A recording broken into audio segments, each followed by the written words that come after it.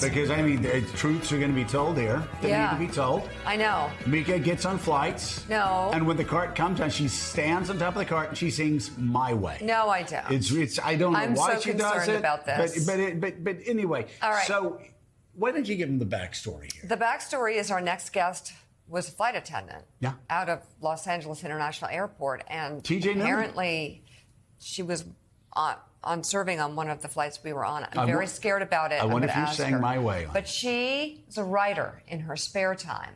She thought of a book idea while in the air one day that she didn't want to forget. So she scribbled it down on a napkin mid-flight.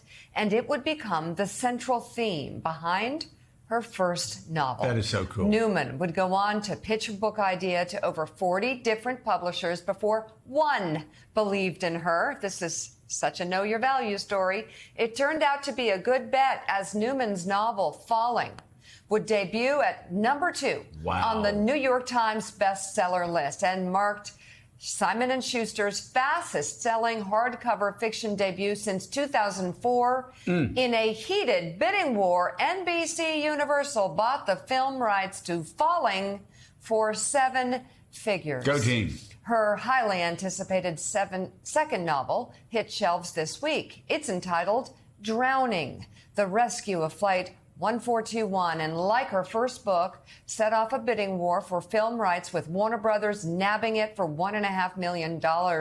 This is an incredible story. TJ Newman joins us now. This is crazy. I want to hear it all, but were we nice on the flight? Yeah. Were we having a fight? Was it just... Did Mika get up and sing, try to entertain? What happened? Oh, my God. Were we the worst? You were lovely. It was a morning flight from New York to LA, and I remember it because I'm watching you guys in the morning, and you were as kind and generous as you are on the show. Oh, and Mika didn't try to sing. She didn't she didn't do that. Okay. There was no sing along, but I gotta say, hearing that was an option, I'm kind of disappointed it didn't happen. Yeah. Exactly. All right. So TJ, I've got to say, I would like a story about the story, because I mean, this is a sort of thing you hear about. Somebody writing an idea on a napkin. I love it. Getting turned down by 39 publishers. I love it. The 40th takes it. Fastest selling novel since 2004, and then a massive bidding war. It's an incredible story. What do you think made this all work so extraordinarily well for you?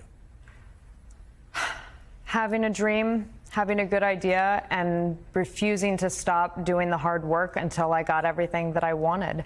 I knew that the concept was great, and I knew that if I could find the right person that saw what I saw, the potential of what that story could be and how it could connect with readers, I knew that it would be something. And so each of those rejections as I came in, and you said 39, I just want to say it was 41, because I felt every single one of those 41. So I really want to make sure that they're all in there, because I felt those 41 rejections. And when I wanted to pull the plug, I would just remind myself that I didn't come this far just to come this far, and I would keep going. And I got my one and only yes on 42. But it only takes one. That's such a cool story, TJ. Good morning. It's Willie Geist. So I want to hear specifics about Drowning, the new novel. But you wrote that open letter in Deadline, which I think was so inspiring to a lot of people. It was an open letter to dreamers, which is, a lot of people say, oh, I should write a book, or I should start a business, or I should do this. And then they go, well, that sounds too hard. I don't know where to begin. I don't know what to do. What is your message to people who sit and dream about those things but think there are too many obstacles in the way, or that's for somebody else who knows people, or whatever it is? What's your message to them? Why not you? I didn't know anyone in publishing. I didn't know anyone in the film industry. I just knew what I wanted, and I knew what my dream was. And people want you to believe that if you don't have those things, if you don't have an in, if you don't have a family name, if you don't have a connection, that it's not going to be possible to you. And I am living proof that that's not true. Why not you? Somebody's going to break through. Why not you? I'm so inspired by your story as someone who's been working on a history for years and years, and I'm wondering if it's ever going to be completed. How long did you work on your initial novel? And you were doing it in solitude because, as you well know, writing is such a solitary act. And how did you keep your spirit and your drive? Absolutely. Writing is a solitary act. And I actually wrote my first book on the plane. I would write by hand in the galley. And if I couldn't believe in myself and what I was doing, I would lean on the people around me. Not many people knew what I was doing. I kind of kept it quiet and kept it to myself. But the people that did know, they would encourage me. And when I would get self-doubt, as of course you get, especially when you're facing rejection, the people that I love and care about me were there to say, no, keep going. And that would remind me to remind myself to keep going. You know, it's so interesting, TJ, and I know we have to go, but were you in the room during these pitches or on the Zoom or whatever it was, the 41 of them that didn't go well? That's kind of the hardest part as a writer. A lot of the time it's a silent rejection. You send your stuff off and then sometimes you don't even hear back, which is the worst of all because it feels like hope. Because you don't hear, and then you're just waiting. Well, they just haven't gotten in contact yet, and I got my 42nd one, and so the rest of those rejections they just weren't the right fit. But I found it. All right, tell us about the book, Drowning: The Rescue of Flight 1421. Drowning tells the story of that flight, Flight 1421, a flight from Honolulu to San Francisco that crashes into the ocean 6 minutes after takeoff. The passengers immediately evacuate until an explosion forces those who didn't get out in time to close the doors. It's too late. The plane floods and sinks, with 12 people trapped inside, including a father and his 11-year-old daughter.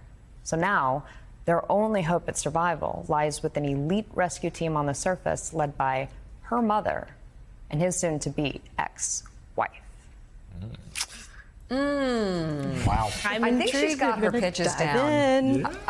I think she's got the pitches down. Yeah. She should be in the room, by the way, publisher. The book is Drowning: The Rescue of Flight 1421. It's available now. TJ So Newman. exciting. Thank you. It's great to meet you. Thank you for coming on the show. Congratulations. Thank you so much, and thank you for having me on, and thank you for being so lovely on that flight. It's always nice when you meet people of note that you've respected and admired from afar, and they're just as lovely as what you think they are. Thank God. Okay, up next.